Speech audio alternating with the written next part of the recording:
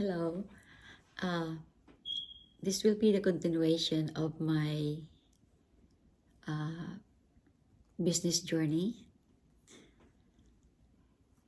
So we will continue from last time, and we are now in the area that when I was getting out from the port, the security guard told me when I was leaving, "Hey, next time you cannot get in without a business license." So for those of you that doesn't know me, my name is Lenny Cabral Paseo, and this channel is all about seniors, senior care, and senior care business. But we are just doing the introductory part of my business journey.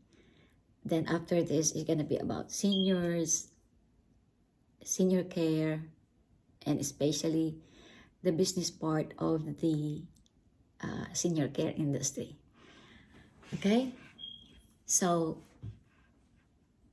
I got out from the port, and I went home and sleep for a little bit. Then around noontime, I woke up and I went to the city of Beaumont to find out about the program of the SCORE. They call it, the organization is called SCORE, and they are business executive, and they'll teach you how to run a small business. So I attended that, and they were interviewing me as to what kind of business I'm gonna open. And so I told them it will be selling phone cards. And they were so shocked. It's like, what? What you gonna be selling? I said, sir, phone cards. And I remember there's none like that in America during that time. What we were doing before, we will just call, and it's like $3 per minute. So I had to explain to them what is phone card. So I showed to them the one that I've been selling the first time I ordered.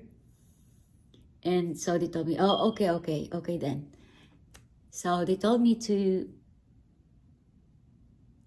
think of a name, and I named the business Texas Siemens Connection. So that's the name of my very first business, Texas Siemens Connection. So then I have to have an EIN number because I have to work 2 jobs. Every night I have to work from 7 p.m. to 7 a.m. So I need to have a helper. Then I ordered for the second batch of my 2,000 worth of phone cards. So it arrived on time. And then the problem is, I don't know when the ship are coming, when they are arriving.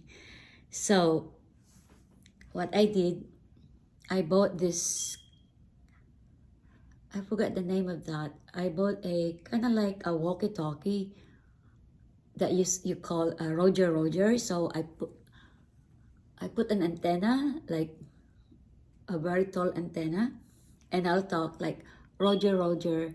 And sometimes some of the ships just like nearby, and then they can hear me. I'll say, Roger, over, kabayan. You want phone cards? And always someone will answer, hey, there's someone in America selling phone cards. And I said, but I don't know where you're going. I don't know what port you're going to. And then they'll tell me. So I don't know where's the port. So I have to get a taxi, and I'll tell them like, this is the place I'm going to. Then I will jot it down, so I will remember the name of the port. So it's been like that until one day I find out that for me to keep an eye on the ships coming, there's a list that I have to pay. It wasn't expensive. So from then on, I know the time they are coming, and then the immigration officer will check the the sailors, and then once they are good, they're okay, the immigration officer start calling me like, okay, now you can get in. I know you've been working all night, so just get some sleep in your car, and when everything is done here with their immigration paperwork, then we'll wake you up, we'll call you. So the officer will just been helping me. So it was a good business. And then at the beginning, it was just phone cards. But then afterwards, especially the Filipino, they want me to send boxes for them. We call it balikbayan boxes. It's a huge box, but they need to put like sardines, spam, canned goods, perfumes, anything that they want to send to their loved ones to the Philippines. And I don't know how to do that yet, and there was no Forex then. So I have to contact Forex in the Forex from California. So I started picking up balikbayan boxes from the ship. So they get to know me about my business. Immigration officer learned about me, and they trusted me. So the main thing is the trust.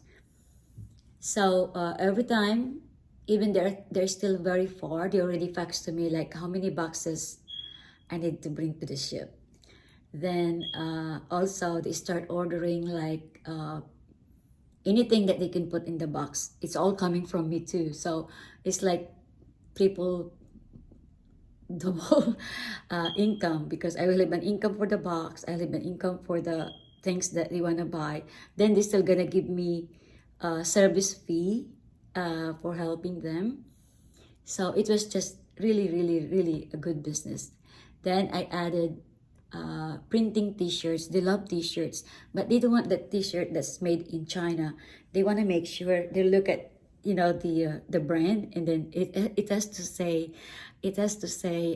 made in America or made in USA. And when I was buying the t-shirt, I was buying it in Harwin for about $3 a piece, and then I will get a good design and they will do it for me. Then when I find out where they were buying the t-shirt is just 99 cents. So I created my own design. So I was just the one doing the design, and then I was doing the printing too. So I was making good money, and I will sell it for like $15 or $17. So they'll buy dozens and dozens of t-shirts, especially like I went to Texas, or I visited Texas, or someone loves me from Texas. Anything, as long as it's made in USA, they have to look at it and it says it has to be made in USA. So the income was good. Then I added a transportation business for them, because when they are off, they wanna go out. The sailors, they wanna go out, and so there's a scheduled time because they have a shifting. So I will prepare all the vans, and then my own transportation business for them. And sometimes they'll go to NASA. They are in a group, and sometimes my driver will take them to the casino nearby Beaumont. So yeah, so the business was good. And then when I learned about the balikbayan boxes, some of the nurses that was working in Beaumont and in Houston, Port Arthur, in Orange, and Lumberton, Texas, I have to pick up all the balikbayan boxes that they wanna send to the Philippines too. So I have to pick up all those. Sometimes I have to rent a U-Haul so I can pick up their balikbayan boxes. And then what I was doing before, I had to get an Amtrak, because there was no Forex during that time. No Forex here yet, only in California. So yeah, the money was good. But then I was always sleepy because I just cannot trust my helper. So one time, I was working night shift, and the nurse that was giving me report got upset because when I was giving report, I was already sleepy, and sometimes, I just cannot help it. And I'm like, oh my God, I have to go. I had to listen.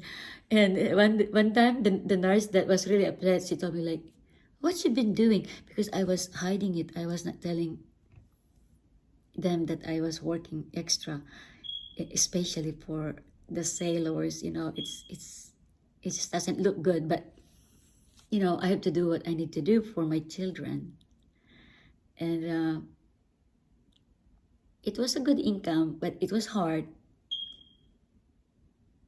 So I added the business was very good. I was already having the money transfer, the balikbayan boxes, the t-shirt printing. Then most of the time they will order perfumes, the small perfumes, and then luggages. Then the computer, they started buying computer. Now that's a good income too, because they'll give me the money to buy computers, and then most of the computer store they'll give me a rebate, the rebate for the computer, and every one of them say 50 in the ship. Maybe about 20 of them will buy computer. So sometimes I have to pick up about 20 computers, and every one of those computers has a rebate. So they have to go home. They don't stay here. They're just in the ship. So I get all the rebates. So I was able to save some money with that business, and I have to close it when 911 happened. The refineries or the ports, they don't allow anybody to get inside because of they're afraid that someone may put a bomb or do something. So I have to close that business. So I still have a lot of phone cards left. I started doing consignment to the grocery store. Now the grocery store doesn't know anything how to do that.